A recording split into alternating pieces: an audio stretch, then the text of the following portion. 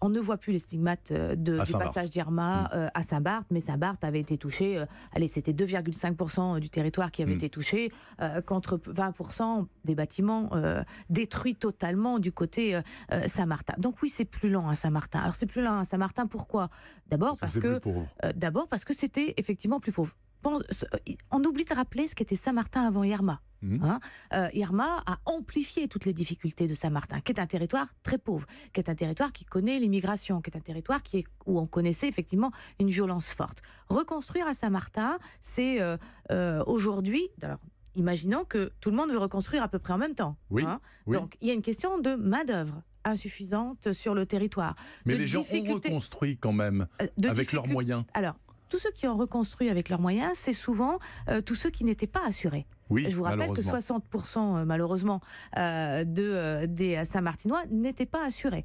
Donc ont essayé de s'adapter comme ils pouvaient puisqu'ils n'allaient pas avoir d'aide financière pour le faire. Donc Madame Girardin, toutes ces constructions dont on a dit qu'elles étaient pas légales, construites trop légères, pas prévues pour résister, elles sont à nouveau debout. C'est-à-dire que le prochain ouragan va tout foutre en l'air. Mais c'est pour ça qu'il faut être prudent. On ne peut pas reconstruire de la même manière. Moi je comprends que des gens qui ont perdu leur toiture, même s'ils sont sur un terrain en toute illégalité, ils ont remis des morceaux de tôle sur leur maison. Mais l'État, la collectivité ne peut pas accompagner ce type de projet où on remet en danger des gens dans des maisons. Donc vous voyez bien que ce qui est fait aujourd'hui, c'est reconstruire et soutenir les maisons qui doivent être reconstruites ou les propriétaires qui doivent reconstruire là où ils sont en toute légalité et où ils n'ont pas de risque pour leur vie demain. Mais à quoi servent les centaines de millions d'euros que verse Paris à ce moment-là ? 500 millions d'euros ont été versés. Et alors, à quoi ça sert ? Sur les 500 millions d'euros, il faut dire qu'il y a un tiers pour l'urgence et il y a 2 tiers pour la reconstruction, mais aussi pour les aides économiques.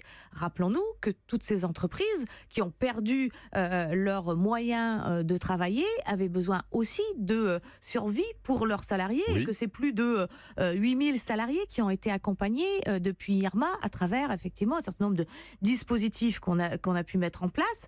Accompagnement aussi des entreprises pour qu'elles puissent résister, qu'elles puissent à nouveau très vite relancer leurs activités, parce que si on a géré l'urgence, si on a géré la reconstruction, c'est pas terminé. Il faut continuer. Bien sûr qu'on va trouver dans la visite du président de la République fin septembre un certain nombre de maisons qui n'ont toujours pas de toiture.